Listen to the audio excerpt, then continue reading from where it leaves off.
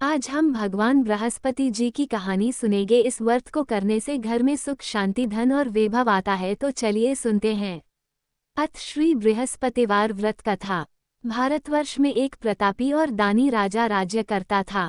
वह नित्य गरीबों और ब्राह्मणों की सहायता करता था। ये बात उसकी रानी को अच्छी नहीं लगती थी। वह न ही गरीबों को दान देती, न ही भगवान का पूजन करती थी और राजा को भी दान देने से मना किया करती थी। एक दिन राजा शिकार खेलने वन को गए हुए थे, तो रानी महल में अकेली थी। उसी समय बृहस्पतिदेव साधु वेश में राजा के महल में भिक्षा के लिए गए और भिक्षा मांगी। रानी ने भिक्षा देने से इनकार किया और कहा, हे साधु महाराज, मैं तो दान पुण्य से तंग आ गई हूँ। मेरा पति सारा धन लुटाते रहते हैं। मेरी इच्छा है कि हमारा धन नष्ट हो जाए, फिर न रहेगा बांस न बजेगी बांसुरी। साधु ने कहा, देवी तुम तो बड़ी विचित्र हो। धन संतान तो सभी चाहते हैं, पुत्र और लक्ष्मी तो पापी के घर भी होने चाहिए।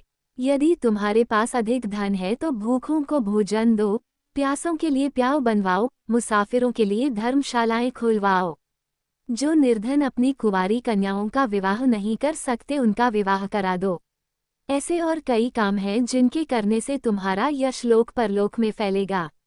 परंतु रानी पर उपदेश का कोई प्रभाव न पड़ा। वह बोली, महाराज आप मुझे कुछ न समझाएं। मैं ऐसा धन नहीं चाहती जो हर जगह बांटती फिरूं। साधु ने उत्तर दिया, यदि तुम्हारी ऐसी इच्छा है तो तथास्तु। तुम ऐसा करना कि बृहस्पतिवार को घर लीपकर पीली ती से अपना सिर धोकर स्नान करना, ती चढ़ाकर कपड़े धोना। ऐसा करने से आपका सारा धन नष्ट हो जाएगा।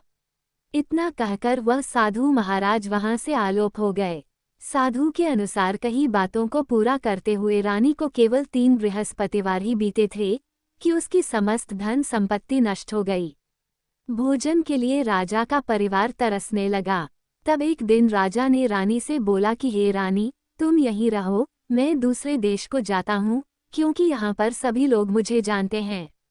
इसलिए मैं कोई छोटा कार्य नहीं कर सकता। ऐसा कहकर राजा परदेश चला गया। वहां वह जंगल से लकड़ी काटकर लाता और शहर में बेचता। इस तरह वह अपना जीवन व्यतीत करने लगा। इधर राजा के परदेश जाते ही रानी और दासी दुखी रहने लगी। एक बार जब रानी और दासी को 7 दिन तक बिना भोजन के रहना पड़ा, तो रानी ने अपनी दासी से कहा, हे दासी, पास ही के नगर में मेरी बहन रहती है।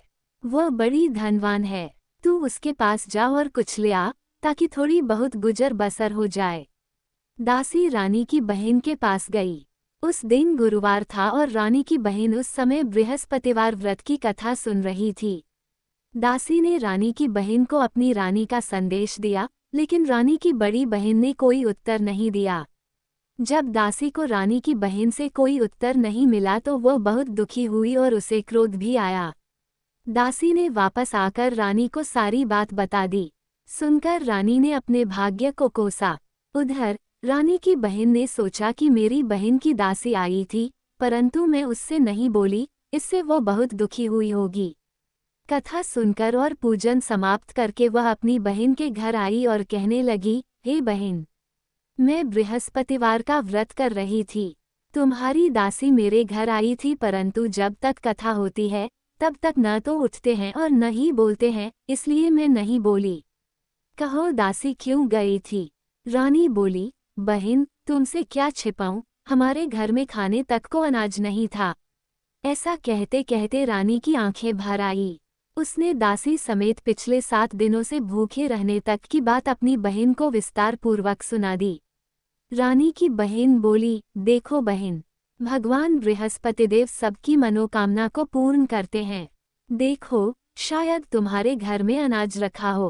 पहले तो रानी को विश्वास नहीं हुआ, पर बहन के आग्रह करने पर उसने अपनी दासी को अंदर भेजा तो उसे सचमुच अनाज से भरा एक घड़ा मिल गया।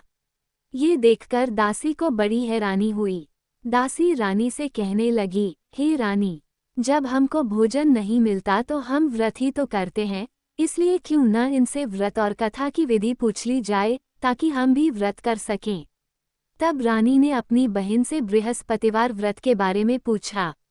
उसकी बहन ने बताया, बृहस्पतिवार के व्रत में चने की दाल और मुनक्का से विष्णु भगवान का केले की जड़ में पूजन करें तथा दीपक जलाएं, व्रत कथा सुनें और पीला भोजन ही करें। इससे बृहस्पतिदेव प्रसन्न होते हैं।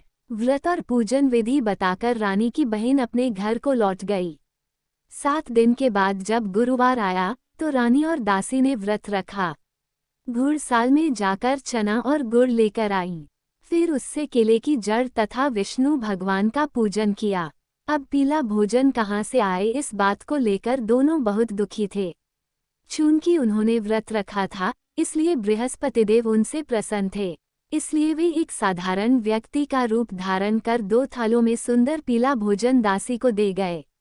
भोजन पाकर दासी प्रसन्न हुई और फिर रानी के साथ मिलकर भोजन ग्रहण किया।